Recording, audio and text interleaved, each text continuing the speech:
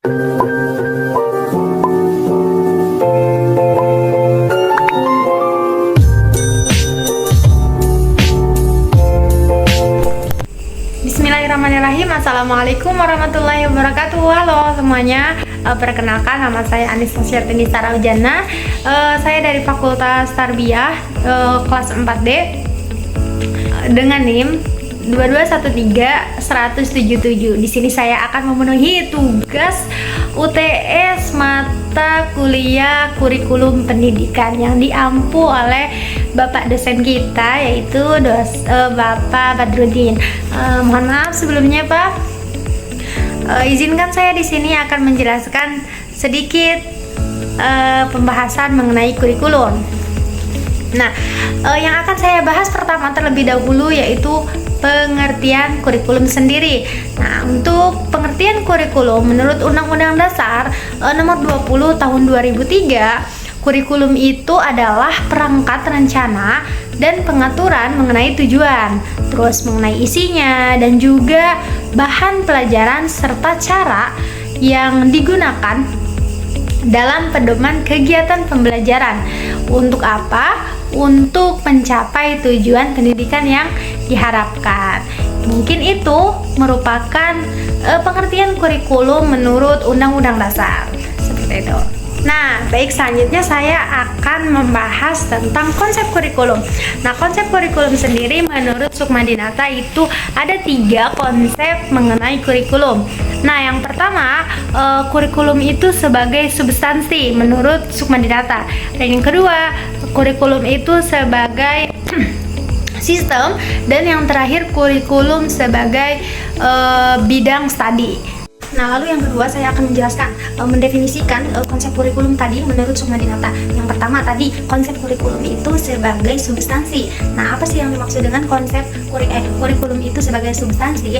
Yaitu kurikulum itu dipandang oleh orang sebagai suatu rencana kegiatan bagi murid-murid, kegiatan belajar bagi murid-murid di sekolah, atau sebagai perangkat tujuan yang ingin dicapai. Nah, kalau kurikulum yang kedua, kurikulum dipandang sebagai sistem, yaitu kurikulum merupakan bagian dari sistem persekolahan atau sistem pembelajaran, sistem pendidikan, juga prosedur kerja dengan mengikuti suatu kurikulum.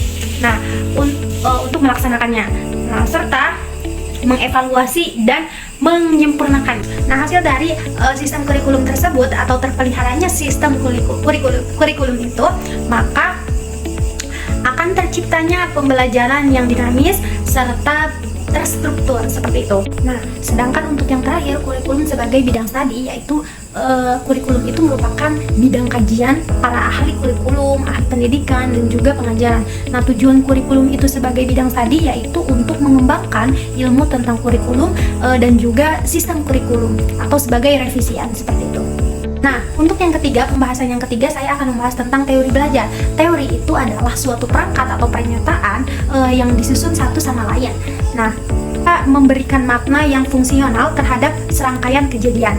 Nah, jika konsep teori belajar itu diterapkan dalam kurikulum, maka itu akan dapat dirumuskan tentang teori kurikulum sebagai suatu perangkat pernyataan yang diberikan oleh yang memberikan makna terhadap kurikulum sekolah. Makna tersebut itu akan terjadi karena adanya penegasan hubungan antara unsur-unsur kurikulum, terus adanya petunjuk perkembangannya, terus penggunaan dan evaluasi kurikulum, dan bahkan kajian dari teori kurikulum itu adalah hal-hal yang akan berkaitan dengan penentuan keputusan, penggunaan, perencanaan, terus pengembangannya, evaluasi kurikulum, serta dan banyak hal lain yang dibahas seperti itu di dalam teori belajar. Nah, teman-teman, ada dua fungsi yang pokok dalam teori belajar. Yang pertama itu sebagai alat dan kegiatan intelektual untuk memahamkan atau untuk memahami pengalaman belajar peserta didik dalam proses pembelajaran yang dibantu oleh disiplinnya ilmu sosial.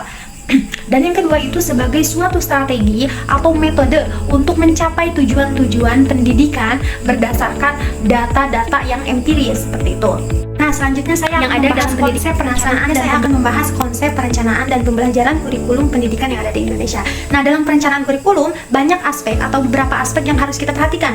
Nah, di antaranya perencanaan kurikulum itu harus berdasarkan konsep yang jelas tentang berbagai hal yang menjadikan kehidupan itu lebih baik, karakteristik masyarakat sekarang dan juga karakteristik masyarakat yang masa depan, serta selain itu kebutuhan dasar manusianya. Nah, perencanaan kurikulum itu harus dibuat dalam kerangka kerja yang komprehensif, yang mempertimbangkan dan mengorganisasi unsur esensi belajar mengajar yang efektif, seperti itu.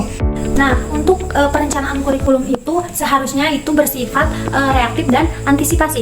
Nah, pendidikan itu harus responsif terhadap kebutuhan siswa untuk membantu siswa itu menuju kehidupan yang baik. Nah, tujuan-tujuan pendidikan itu harus meliputi rentang yang luas akan kebutuhan dan minat yang berkenaan dengan individu dan masyarakat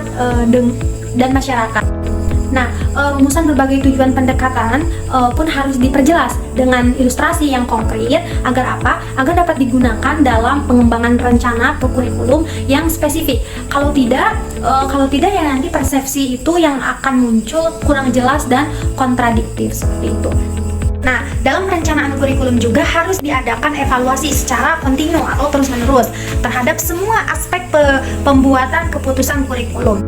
Ini juga meliputi analisis terhadap proses dan konten kurikulum berbagai jenjang sekolah, dari taman kanak-kanak sampai perguruan tinggi. Nah, hendaknya semua itu merespon dan mengakomodasi perubahan pertumbuhan dan perkembangan siswanya. Nah, untuk itu perlu nih kita refleksikan organisasi dan prosedurnya itu secara bervariasi seperti itu. Nah, mungkin pembahasan kurikulum yang dapat saya sampaikan hanya sedikit. Nah, ini semoga ini sudah memenuhi tugas UTS saya. Kurang lebihnya mohon dimaafkan. Wassalamualaikum warahmatullahi wabarakatuh.